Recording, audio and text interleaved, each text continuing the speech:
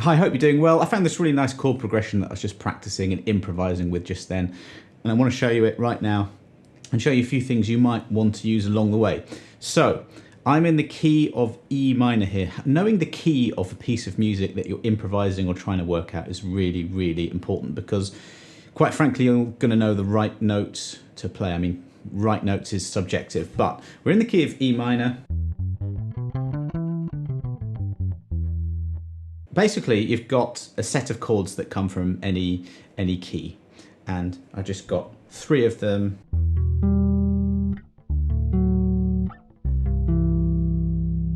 Really, really basic. We've got an E minor chord, so 12th fret. I'm going fret 12, fret 14 with the 1st and 3rd fingers, then I'm barring the 1st finger on the 12th fret of the G string. And I'm using this kind of classical guitar technique. I'm going thumb, index, middle. Thumb on the E string, index on the A, and 2nd finger, middle finger on the G string. 2 frets down, you do a D, same shape, you just put the note at the top up 1 fret.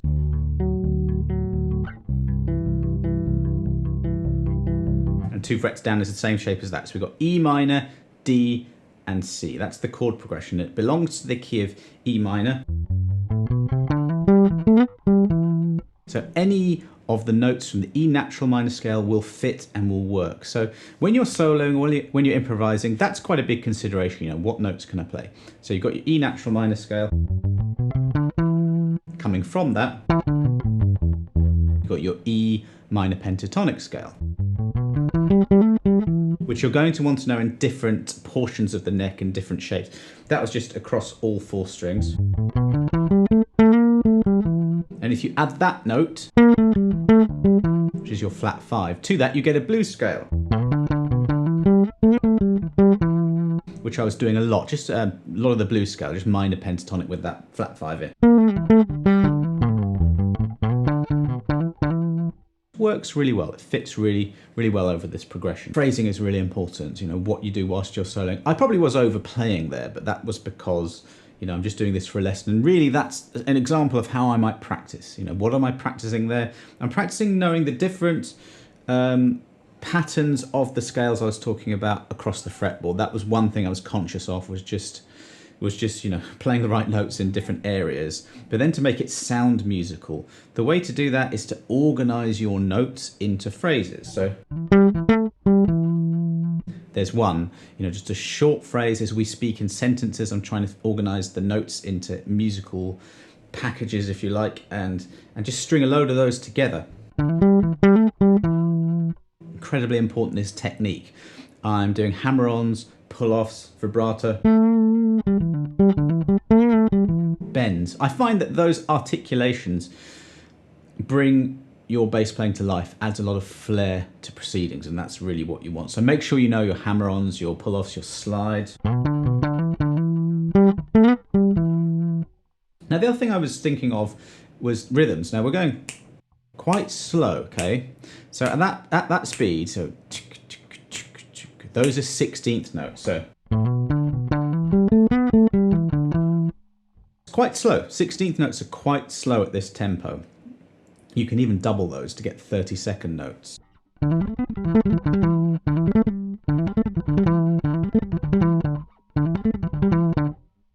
And that sounds quite cool at this tempo. I probably wouldn't want to do too much of that. I don't think I probably managed it that well, but I was slightly aware of trying to start at a certain place and build the improvisation a little bit. It's quite hard to do, on the fly as I'm doing it. If I were recording this for a track or something like that, I would do quite a few takes, maybe practice, maybe come up with some things and not just improvise. But you've got different patterns that you can play with. 3-note per string patterns on bass are incredibly important. I'm just starting on the 14th fret of the D string there. I'm just playing 3 notes per string there and across, and then there.